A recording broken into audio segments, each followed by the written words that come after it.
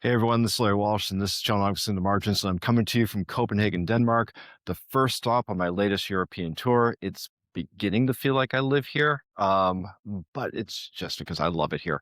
Um, I'm over here in Europe again, talking with vendors and partners and distributors about what it takes to make productive channels. One of the things that I find often is a disconnect between vendors and their partners is a lack of expressed expectations. Now, vendors are quite clear in what they think a partner should look like. So every channel program has a basic set of requirements for what a vendor expects of their partners in terms of their training and sales capabilities and a certain amount of investment in marketing or at least in professional development. They have clear expectations on revenue generation that they want the partners to generate oftentimes a certain amount of revenue in order to maintain status or unlock points.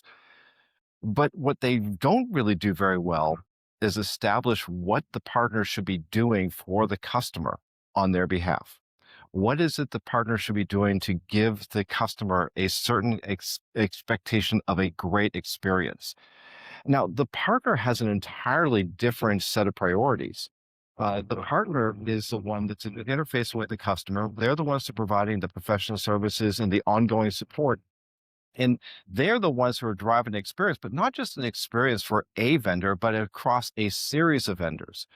And so that's where the disconnect comes in because vendors' priorities are set around their sales expectations. What is it that they need to do to generate revenue? And what do they want to see out of partners in terms of opportunity creation, demand and deal registration, and ultimately into converted sales or closed sales? The other side of what happens from that oftentimes gets lost in translation.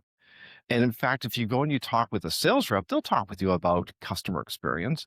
But what is it the partner does for that and what value that gets returned up to the vendor in the form of satisfied customers that are more apt to expand the account and to renew, that often does get lost in that translation. So vendors, you need to do a better job of giving a full picture of the totality of the partner expectations, what it is that you want them to do, as well as what it is that they can do for the customer that gives you and them value downstream.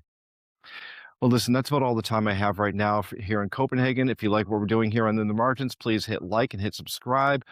Tell your friends. Also, check out our other podcasts, Changing Channels and the Network Effect. And also check out all the great research, best practices, and services we have to offer you over at Channelnomics. Until next time, I'm Larry Walsh.